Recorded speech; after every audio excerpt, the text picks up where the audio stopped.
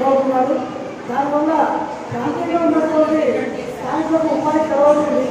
ముందుగా మీరు చెప్పేది ఏంటంటే స్థానికులకు ఉపాధి కల్పించడం వల్ల మిగతా వారికి కల్పించడం చెప్పేసి మా యొక్క లేబర్ వల్ల బిల్లుగా కానీ అలాగే నేషనల్ గవర్నమెంట్ కానీ లేబర్ అధికారులకు కూడా జరుగుతుంది. కానీ ఎక్కడ కూడా అమలు చేయడం లేదు.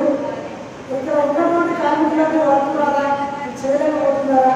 ఇక్కడ తెలంగాణ వస్తే కార్మికులు బాగుపడతారని చెప్పేసి తెలంగాణ ఉద్యోగ భాగం కూడా చేయడం జరిగింది. గత 20 సంవత్సరాలు కూడా మాకు అందరికీ కూడా మేము అసలు ఒకటి ఇక్కడ ఉన్న స్థానికులకు కల్పించాలి అని చెప్పేసి ఒక వ్యాపారవేత్తలు కానీ పారిశ్రామికవేత్తలు కానీ బిల్లాలు కానీ జరుగుతుంది.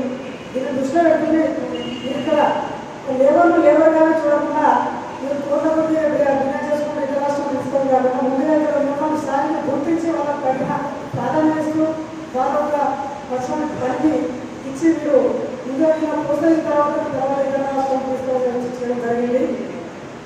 అది మేము ఎప్పుడు కూడా చెప్తూనే ఉన్నాం ప్రతి జిల్లాలో కూడా.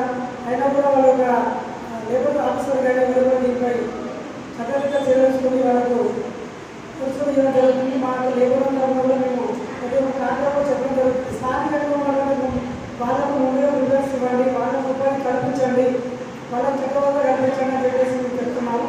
ఇది ప్రతి జిల్లాలో కానీ జిల్లాలో మమ్మల్ని ఎక్కడ కూడా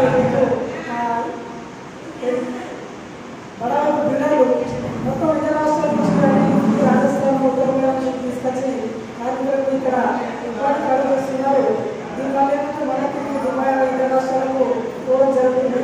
కాబట్టి దృష్టిలో గవర్నమెంట్ కూడా వాళ్ళకు స్థానికంగా ఉన్నటువంటి రాష్ట్రంలో కూడా హాస్పిటల్ కానీ ఏదైనా కూడా నర్సింగ్ కానీ ఇంకొకటి కానీ వాళ్ళకి ఇక్కడ ఉపాధి కల్పించడం వల్ల మిగతా ఉపాధి కల్పించాలని చెప్పేసి మనం ఏకమైన తరఫున ఇవ్వడం జరుగుతుంది. ఈ యొక్క సమావేశాలు ఇచ్చినటువంటి రాష్ట్ర నాయకులకు జిల్లా నాయకులు కార్మికులందరూ కూడా